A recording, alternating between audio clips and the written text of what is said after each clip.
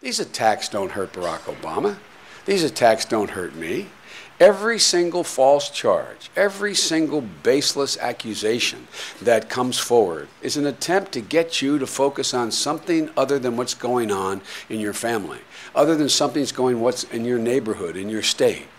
Beyond the attacks, and I mean this literally, beyond the attacks, what is John McCain really offering?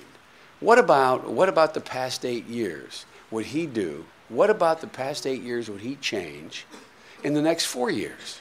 Ask your undecided friends. Name me something fundamental that John McCain would do in the next 4 years that are different than the major policies of President Bush the last 8 years. Folks, look, you can't change the next 4 years if you stood with George Bush in calling for the privatization of Social Security for the last 8 years. Imagine had Social Security been in the stock market right now. Imagine had it been there. Well, for real, I mean, this, if this were a movie, they'd think we were making up the script here. But literally, seriously, you can't change the next 4 years if you stood with George Bush and helped block the efforts to ensure another 3.8 million children on the CHIP program the last 8 years. What are you going to change in the next 4 years about helping kids? Look, you can't change the approach to global warming if my opponent in our debate, I think it was a debate, our debate that we had,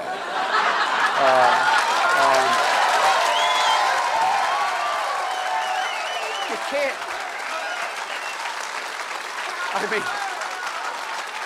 look, when the moderator asks us, do you think man's the cause of global warming? To paraphrase her, maybe, not sure. Look, how are you going to solve global warming? You have no idea what in the heck is causing global warming. How do you change it? Look, folks, it would be,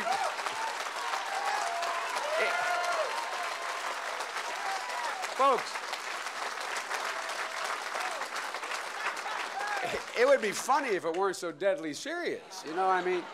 Look, you can't change the next 4 years if you simply continue George Bush's shoot first and ask questions later foreign policy. And you can't change, folks, you can't change the next 4 years if you believe that we should continue to spend $10 billion a month in Iraq when the Iraqis have a $79 billion surplus. Ladies and gentlemen, to quote the elder Bush, the first President Bush, read my lips, we will end this war.